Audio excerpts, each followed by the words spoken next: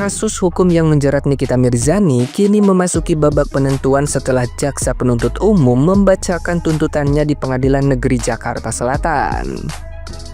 Dalam sidang tersebut, Nikita Mirzani dituntut hukuman berat 11 tahun penjara dan denda sebesar 2 miliar rupiah atas dugaan pemerasan dan tindak pidana pencucian uang terhadap Reza Gladys. Jaksa juga menegaskan apabila denda tersebut tidak dibayarkan, maka akan diganti dengan hukuman tambahan berupa kurungan selama 6 bulan. Selain hukuman pokok, jaksa meminta agar Nikita Mirzani tetap ditahan hingga vonis akhir dijatuhkan. Tuntutan tersebut turut dibebankan biaya perkara sebesar Rp5.000 sebagai bagian dari ketentuan hukum. Dakwaan ini berlandaskan pelanggaran Undang-Undang ITE serta Undang-Undang Tindak Pidana Pencucian Uang. Publik pun menyoroti beratnya tuntutan ini sekaligus klimaks dari konflik panjang antara Nikita Mirzani dan Reza Gladys yang sebelumnya telah memanas di ruang publik dan media sosial. Nah, gimana nih menurut netizen yang terhormat? Silahkan berkomentar ya.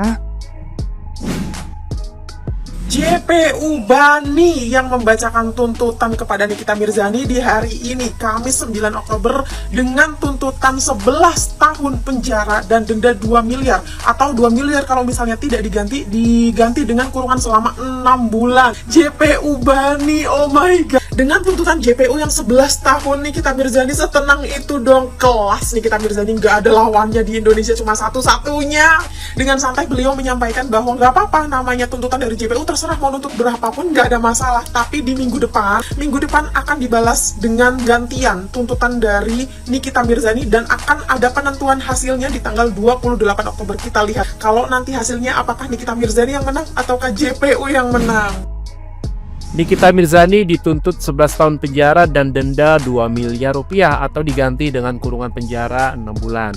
Jadi Sobat Cendol, sidang tuntutan hari ini mungkin menjadi pesta kecil bagi para haters Nikita Mirzani dan menjadi hari yang cukup berat ya bagi para fans ataupun pendukungnya. Tapi calm down, tenang dulu. Hari ini belum ada putusan hukum yang mengikat ya. Tuntutan itu bukanlah vonis. Dan Nikita Mirzani masih punya ruang perlawanan secara hukum. Jadi minggu depan itu Nikita Mirzani diberikan kesempatan untuk menyampaikan pledoi ya, atau biasa kita sebut dengan nota pembelaan, atau kesempatan bagi terdakwa untuk membantah, untuk membela atau meluruskan tuduhan ya, serta tuntutan yang disampaikan oleh jaksa penuntut umum. Jadi dalam proses hukum pidana, pledoi itu adalah hak setiap terdakwa ya, dan seringkali menjadi salah satu momen yang krusial yang dapat mempengaruhi putusan hakim nantinya. Nah, maka dari itu, sahabat Cendol, jangan buru-buru ikut bersorak ataupun bersedih ya. Proses hukum itu masih panjang dan belum final.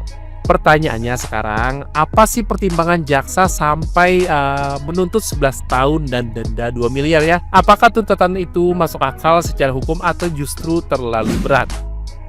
Nikita Mirzani dituntut 11 tahun penjara. Waduh, lumayan tinggi juga ya gue lihatnya ya. Jadi ini kan baru tuntutan ya, tapi ya belum putusan. Jadi harusnya minggu depan itu adalah peputusan. Jadi kalau tuntutan itu dari jaksa ya, dan hakimlah yang memutuskan. Tapi yang namanya kena kasus hukum kayak begini ya, hakim itu tidak boleh memutuskan mengurangi hukumannya itu lebih dari 1/3 gitu. Maksimal yang hakim bisa turunkan itu hanya di 1/3 aja dari tuntutan. Jadi misalnya kalau Nikita Mirzani dituntut 11 tahun ya, hakim mungkin hanya boleh mengurangi sekitar 7 tahun gitu kan. Kalau misalnya mentoknya ya, maksimalnya ya, tapi bisa aja putusannya nanti ya 8 tahun, 9 tahun, 10 tahun, ataupun tetap di 11 tahun ya. Tapi kalau misalnya andai kata hakimnya baik nih, dikurangin ya, itu cuman maksimal itu di 7 tahun alias 1/3 dari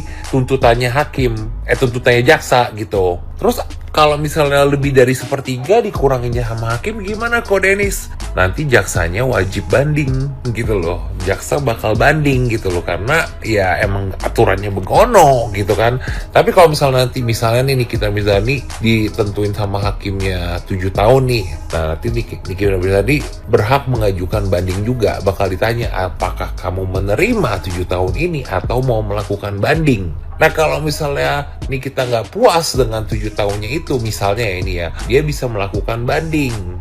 Nanti banding itu prosesnya lama guys, dan selama banding itu Nikita Mirzani nggak bisa bebas. Jadi dia bakal di dalam sambil memproses bandingnya itu. Banding itu bisa prosesnya tuh lama guys.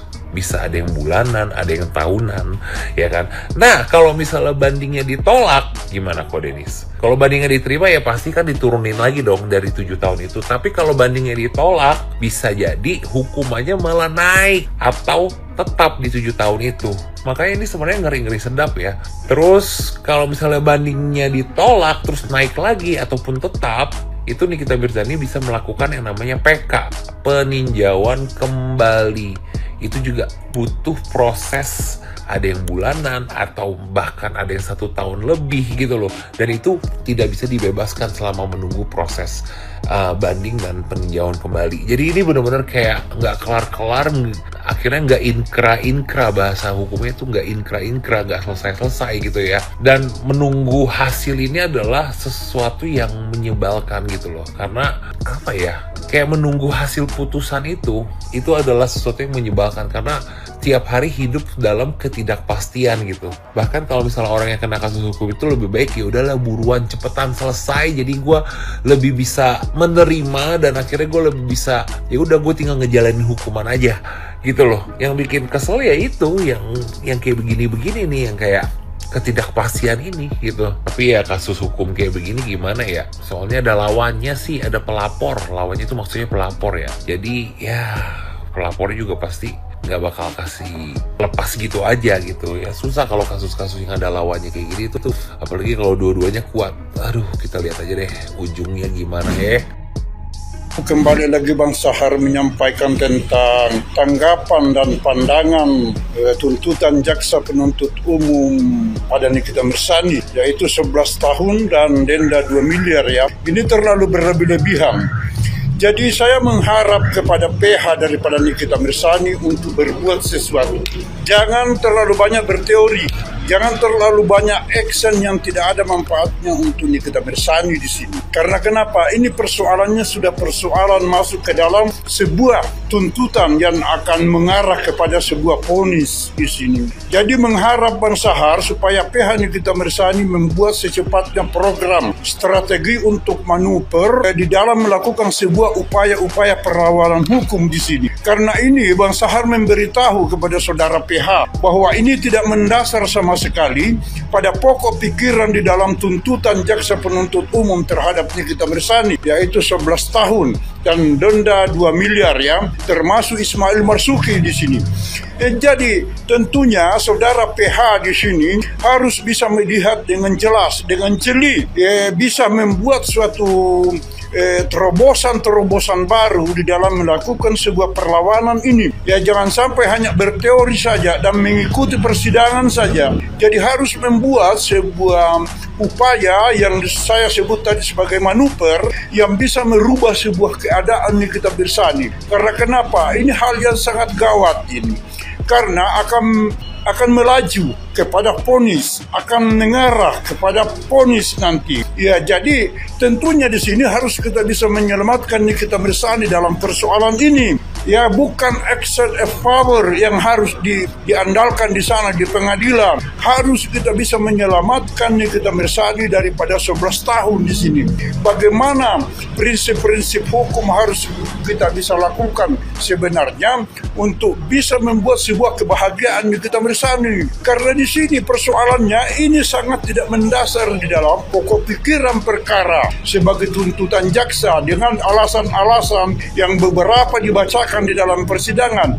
Kami mendengar dan kami melihat dan kami menimbang bahwa ini persoalan. Tentunya Bang Sahar sudah memprotes dari siang dan sampai sekarang saya harus memprotes lagi oleh jaksa penuntut umum. Jadi saya menekankan persoalan ini ada pada PH daripada Nikita Mirzani, bagaimana dia berbuat di dalam sebuah celah-celah hukum di sini. Jadi tentunya di sini harus bisa memahami persoalan ini.